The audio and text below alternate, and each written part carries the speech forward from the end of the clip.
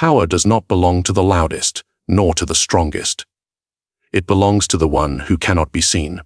In a world desperate for recognition, anonymity is the weapon that blinds your enemies and chains your rivals. Today, I will show you why disappearing from their gaze gives you an advantage they can never defend against. You live in an age where men sell their names for fleeting applause, where vanity enslaves them more effectively than chains. But power, true power, demands the opposite. The man who is nameless, who moves without face or reputation, terrifies more than the man who stands in the open. For he cannot be struck, cannot be discredited, cannot be destroyed, because no one knows where he truly stands. To master anonymity is to master the most ruthless form of control, presence without exposure, influence without risk. In this lesson, I will strip away illusions and show you how invisibility itself becomes domination. Power often hides not in the sword, but in the pause before it is drawn. Silence is not emptiness, it is armor. When you choose to reveal nothing, you deny others the weapons they need to strike you. Think of it: every word you speak, every confession you make, every careless detail about your intentions becomes a tool your enemies can twist against you. Why would you arm your rivals with your own voice? In courts of princes and parliaments, history is littered with the ruins of men who loved to hear themselves speak. They trusted in their own eloquence, believing their words would inspire loyalty, admiration, and security. Instead, their words betrayed them. Julius Caesar's assassins justified their daggers with Caesar's own speeches, accusing him of ambition he never confessed. Silence, had he used it more strategically, might have concealed his true hunger until his power was beyond challenge. Ask yourself, when was the last time you revealed something about yourself and later regretted it? Perhaps you told a friend your ambitions and soon found them competing with you. Perhaps you admitted a weakness only to watch another exploit it. Each confession is a crack in your armor, a crack that others can widen until you collapse. This is why silence is not passivity, it is strategy. To speak little is to deny others the map to your fortress. They may attack, but they will strike at shadows, uncertain of where your walls truly stand. Notice how those who say less in meetings, in gatherings, in negotiations, often command more respect than those who cannot stop speaking. Why? Because silence creates scarcity. Men value what they cannot easily obtain. If your thoughts remain hidden, people assume they are deep. If your intentions remain concealed, people assume they are powerful. The fewer words you release, the more weight each word carries. Consider the example of the Venetian Republic. For centuries, it survived by keeping its councils secret, by speaking little and revealing even less to outsiders. Ambassadors were watched, records locked away, and decisions cloaked in mystery. Venice endured not because it shouted its power, but because it withheld it. Silence became a shield that protected it from the endless ambitions of Europe. And you? Do you not see how the same applies in your life? In business, in love, in politics, those who guard their tongue are never easily trapped. The employer who never reveals his full judgment keeps employees striving for approval. The lover who holds back emotions compels the other to chase. The politician who speaks in vagueness, hinting at many promises but committing to none, maintains support even from opposing sides. Psychology confirms this ancient truth. Humans fear uncertainty. When you remain silent, people project their own desires and fears onto you. They invent stories about who you are, what you believe, and what you intend. In doing so, they reveal more about themselves than you ever reveal about yourself. They expose their weaknesses while you protect yours. Do you notice how often people rush to fill the silence? In conversation, the one who speaks less holds control. Others grow uncomfortable, desperate to fill the gap, spilling secrets and confessions you never had to ask for. Silence, then, is not weakness. It is a mirror. It forces others to expose themselves, while you remain untouched. Think of negotiations. The amateur negotiator speaks endlessly, desperate to justify, to persuade, to defend. The master negotiator waits. He listens. He lets silence hang heavy, until the other side grows uneasy and concedes more than they intended. A single moment of silence can win more than an hour of talking. Even the battlefield teaches this lesson.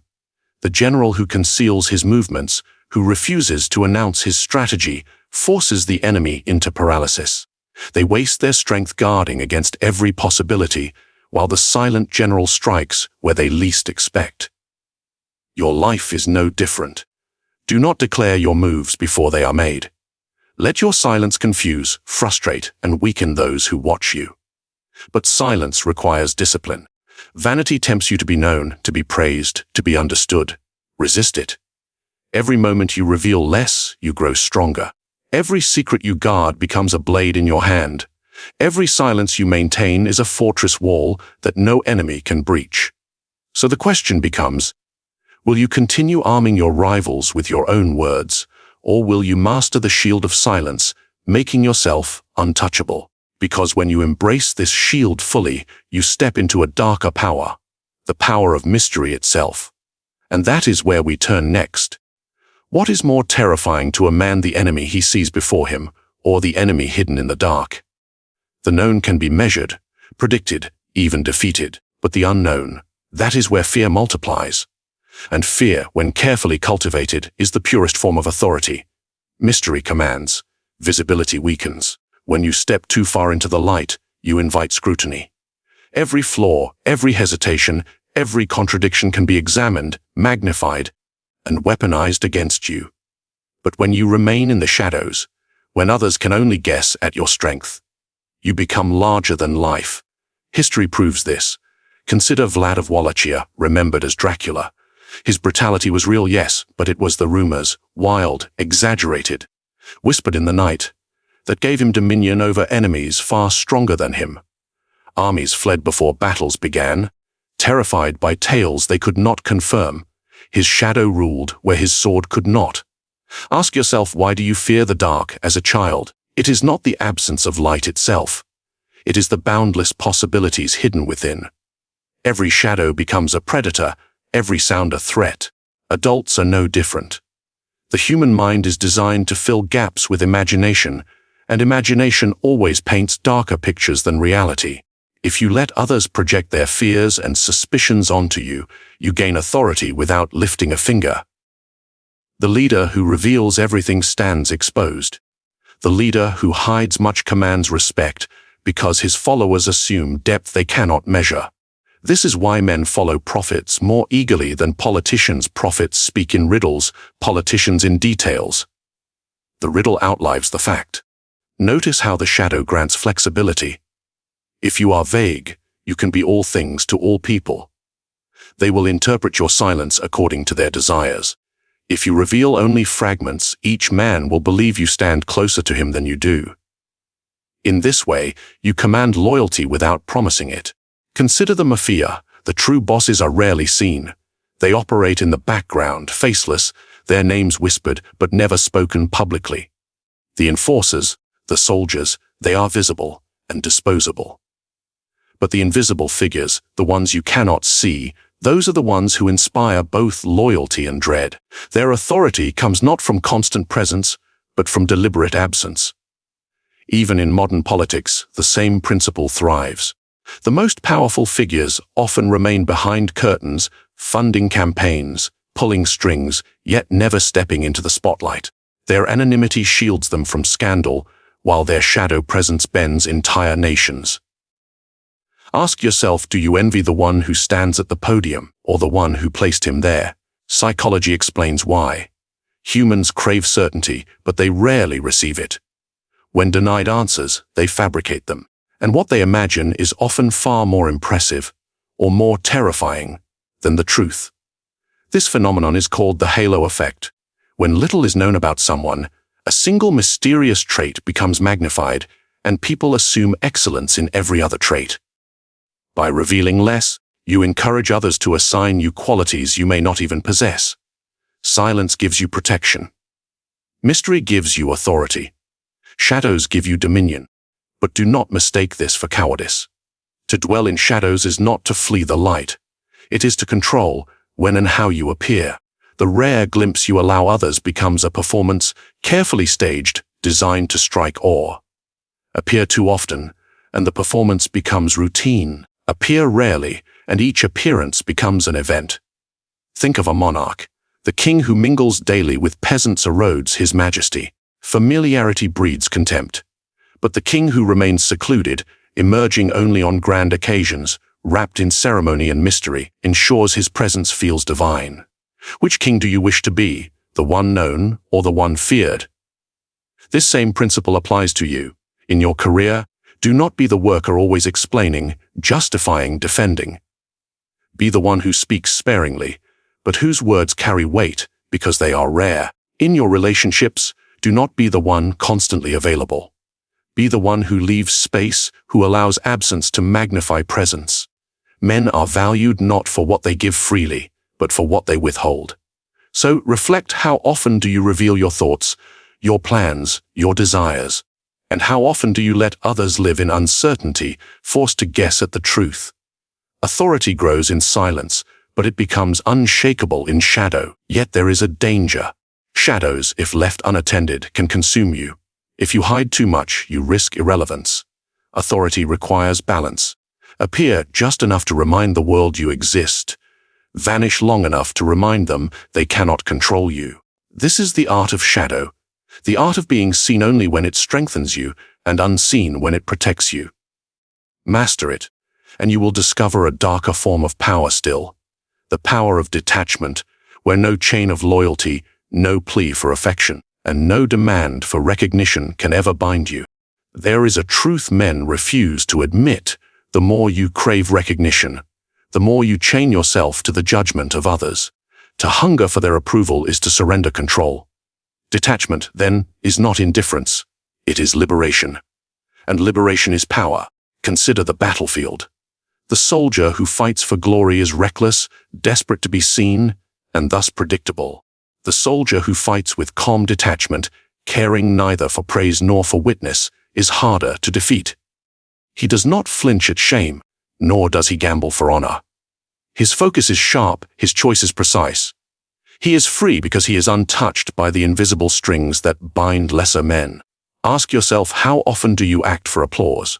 How often do you twist your behavior to preserve reputation, to avoid criticism, to be liked? Each time, you hand your enemies the keys to your mind. They know how to pull you, how to provoke you, how to corner you. You become their puppet. Detachment cuts the strings. History shows us rulers destroyed by vanity and others preserved by cold detachment. Think of Charles VI of France, called the Mad, who clung desperately to appearances of dignity even as his mind unraveled. His need to be seen as whole only exposed his weakness. Now compare him to Cardinal Richelieu of France, a man who concealed his inner life, immune to insult, immune to sentiment. He appeared above the fray, and thus stood untouchable, orchestrating kings and wars like a chessboard. The detached man is feared because he cannot be shamed. You cannot humiliate him, because he does not seek honor. You cannot seduce him, because he does not seek affection. You cannot enslave him with wealth, because he does not measure himself by possessions. What, then, can you use against him? Nothing. He is free, and freedom makes him dangerous. But detachment is not apathy. It is not laziness or refusal to act. Rather, it is mastery of emotion, acting with purpose instead of impulse. The detached man does not lack feeling, he commands it. He chooses when to show warmth, when to show coldness, when to reveal approval, when to withdraw it. This control makes his presence irresistible, because others sense he is not swayed by the common temptations that rule them. Psychology confirms what rulers knew long ago. The human mind is enslaved by social reward and punishment. Approval lights up the same circuits as survival itself. This is why so many crumble under criticism or lose themselves in pursuit of recognition. To detach from this cycle is to reclaim power over yourself and over those still trapped in it. Think of relationships. The man who clings, who needs constant affirmation, loses value in the eyes of his partner. His desperation makes him cheap. But the man who remains centered, who offers attention without becoming enslaved to it, forces others to pursue him. Detachment shifts the balance of desire. Think of the workplace. The employee desperate for promotion bends, flatters, obeys blindly. He becomes predictable, dispensable. But the one who performs with excellence yet remains aloof from politics, immune to flattery and insult, gains a different respect. He is harder to manipulate, harder to dismiss. His value rises because he does not beg for it. And what of enemies? Here, detachment becomes the sharpest blade. If insult leaves you unmoved, your enemy grows frustrated. If betrayal fails to break you, they lose power. When your mood is not at the mercy of others, you steal their control over you. Rage can be provoked. Vanity can be manipulated. Fear can be exploited. But detachment, that cannot be touched. This does not mean you must abandon all attachments. It means you must hold them lightly, so that losing them does not shatter you. Possess wealth, but do not let wealth possess you. Value allies, but do not depend on them. Enjoy admiration, but do not need it. Only then will you act with clarity, unmoved by the tides of fortune. Remember the Stoics, who taught that true strength comes not from owning much, but from needing little. The fewer hooks the world has in you, the harder you are to control. Detachment is armor against manipulation, and in a world where everyone seeks to bend you, armor is essential. So I ask you, are you free, or are you still enslaved by the opinions of others? Do you control your emotions, or do your emotions control you? If you cannot walk away from praise, from comfort, from affection, then you are not yet sovereign. You are ruled, not ruler. Master detachment, and you will discover a frightening power, the ability to choose without chains, to act without permission, to command without begging. And once you hold that power, you will see how easily those addicted to attention can be exploited. Men crave to be seen. They mistake attention for significance, applause for authority, visibility for power. Yet this hunger exposes them more than any weapon could. Those who cannot live without the eyes of others become easy prey for those who dwell in shadow. Ask yourself, why do so many seek recognition even when it weakens them? Why do men boast, parade their wealth, display their pleasures? Because they believe being visible is the same as being powerful. They cannot endure obscurity. Their identity dissolves without an audience. This is their weakness. And you, if you would master power, you must learn to exploit it. History offers endless examples. Consider Alcibiades of Athens, a man who dazzled crowds with his beauty, his wit, his flamboyance. He sought constant attention, believing his visibility secured loyalty, but his rivals used this against him. Each display of arrogance fed envy. Each public gesture gave them new grounds for accusation. Eventually, the same crowd that cheered him demanded his exile. His addiction to visibility became the rope that strangled him. Contrast him with the Medici bankers of Florence. They financed kings and popes, yet preferred shadows. Their power moved behind curtains, their influence masked beneath patronage and silence. Princes came and went, envied, celebrated, and despised. The Medici endured. Because they understood this truth, the visible man invites attack, but the hidden hand directs him. Psychology confirms what history whispers. Humans are wired for validation. The reward circuits of the brain light up when others notice us. This is why social media enslaves modern men as surely as crowns enslaved kings. Each like, each view. Each follower is a drop of false power, sweet to taste, poisonous in effect. Those addicted to it reveal their insecurities, their fears, their desperation. And what is revealed can be manipulated. Imagine two negotiators. One obsessed with recognition, eager to display his cleverness. He talks too much, reveals too much, desperate to prove himself. The other remains calm, detached, invisible. He lets the first man perform, soaking in the applause of his own words. When the time comes, the calm man makes his move, exploiting everything the other revealed in his hunger to be seen. Who truly wins? The same principle rules in love. The person addicted to visibility floods the other with messages, confessions, desperate displays. They lose value. Their need to be noticed becomes suffocating. But the one who withholds, who stays in shadow, forces the other to chase. Their absence becomes presence. Their mystery becomes allure. By denying visibility, they gain it in greater measure. This is the paradox. The more you chase attention, the less powerful you become. The more you withhold it, the more others grant it to you. So how do you exploit this addiction in others? First, give them the stage. Encourage their need to be seen. Applaud their boasts, feed their vanity, and they will reveal more than you ever could ask. In their performance, they expose their fears, their flaws, their desires. Second, let them burn in the light. When enemies crave recognition, allow them to take credit, to stand in the open. The higher they climb into visibility, the more vulnerable they become to envy, criticism, and attack. You remain safe in shadow while they attract all arrows. Third, control recognition as a resource. Give it sparingly, and those addicted to it will serve you for another taste. Withdraw it suddenly, and they will panic, doing anything to regain your approval. Attention is their drug. You become their dealer. Even in war, this principle applies. Generals who flaunt their power draw spies, assassins, and conspirators. But the general who allows subordinates to take glory while he works unseen survives longer. He uses their addiction to shield himself. Do you see the pattern? Visibility is a trap disguised as triumph, and men willingly walk into it, smiling, desperate for the applause that will destroy them. But you, if you master the shadows, you will learn to use this addiction as a leash. While others scream to be noticed, you will guide them quietly, unseen. Their vanity will betray them. Their hunger will weaken them. Their thirst for recognition will make them your instruments. So ask yourself, will you continue to chase visibility, exposing yourself to envy and ruin? Or will you stand in shadow, pulling the strings of those too desperate to step away from the spotlight? Because once you master this truth, you are ready for the final weapon. How the unseen hand binds loyalty and fear without ever stepping into the light. There is no power greater than the power that moves without being noticed. To rule openly is to invite resistance. To command from the shadows is to command absolutely. Men fight kings they can see. But who can they fight if they do not know who holds the strings?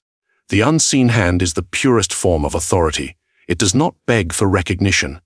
It does not display itself on thrones or stages. It does not hunger for applause. It moves quietly, yet its touch is everywhere. And those caught in its grip never realize whose will they obey. Ask yourself, who truly controls your world? The politician giving speeches or the financier who funds him? The general who leads soldiers or the advisor who whispers into his ear? The monarch who wears the crown or the shadow council that decides his decrees? The visible figure is often nothing more than a mask. The true hand remains hidden. History reveals this endlessly. Consider Augustus, the first emperor of Rome. He learned from Julius Caesar's bloody death that visible ambition is dangerous. So Augustus cloaked his rule in modesty. He called himself first citizen, avoided regal titles, and pretended to restore the republic. Outwardly, the Senate ruled, but every decision traced back to him. His hand was invisible, but it shaped the empire. That is why he reigned until his death, while Caesar fell to daggers. Or think of the Jesuits in Renaissance Europe. They did not sit on thrones. They did not march with armies. Yet kings and princes trembled at their influence. They whispered into the confessional, advised queens, guided heirs. They controlled souls, and through souls they controlled crowns. Their power was silent, invisible, but inescapable. Psychology explains why the unseen hand dominates. Humans resist obvious control. Tell a man what to do directly, and he bristles. But let him believe the choice was his own, and he will obey gladly.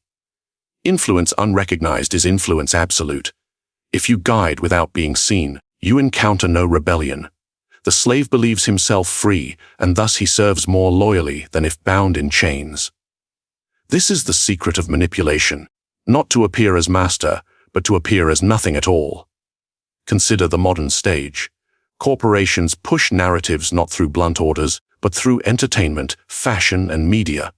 People consume, imitate, obey trends without ever asking who invented them. The hand remains invisible, while billions dance to its rhythm. The puppeteer smiles as the puppets imagine themselves free. You can wield this same principle. In your own life, ask, must you always claim credit? Or can you let others believe the idea was theirs? When you allow someone to think they lead, while in truth they follow your design, you gain loyalty without resistance. The visible leader collects envy and attack. You, hidden behind him, collect obedience. Even in personal relationships, the unseen hand reigns. The lover who appears demanding breeds resentment. The one who guides with subtlety, planting thoughts, shaping choices, lets the other believe it was all voluntary. The control is deeper because it is invisible, but invisibility requires discipline. Vanity tempts you to reveal your role, to announce, "I was the one who made this happen." Resist it. The moment you demand recognition, you step from shadow into light, and in the light, you are vulnerable. Remember, men strike what they see. They fear what they cannot. Do not mistake this strategy as cowardice. To rule unseen is not to avoid responsibility. It is to choose the most enduring form of control. Those in the spotlight burn quickly, consumed by envy and scandal. Those in shadow endure, untouched, shaping events long after the visible rulers fall. So I ask you, are you content to be the actor, praised and envied, yet doomed to perish when the crowd grows restless? Or will you be the playwright, hidden from view, whose words and designs control the entire stage? The unseen hand is patient. It does not reveal itself. It does not force. It guides. And because it is unseen, it is invincible. Master this, and you will discover a darker, sharper truth. That power is not about being remembered, but about never being exposed. And that, my student, leads us to the ultimate paradox of power, why being forgotten may be the greatest weapon of all. Power is never what it seems. The hand that controls is rarely the hand that is seen. To rule openly is to invite envy, attack and ruin, but to guide from the shadows. This is dominion without resistance. When people believe they act freely, while in truth they walk the path you have set, you achieve the highest form of control, not by chains, not by orders, but by influence unnoticed, so subtle they call it their own choice. This is the essence of mastery, to shape the world while leaving no fingerprints. To be absent, yet inescapable. To be forgotten, yet feared. So I ask you, will you remain visible, desperate for recognition? Or will you learn the darker art, the authority of the unseen hand? Comment your thoughts below. Subscribe if you desire more lessons in ruthless strategy, and share this with those naive enough to believe power is only found in the light. Because the true game of power is always played in the shadows.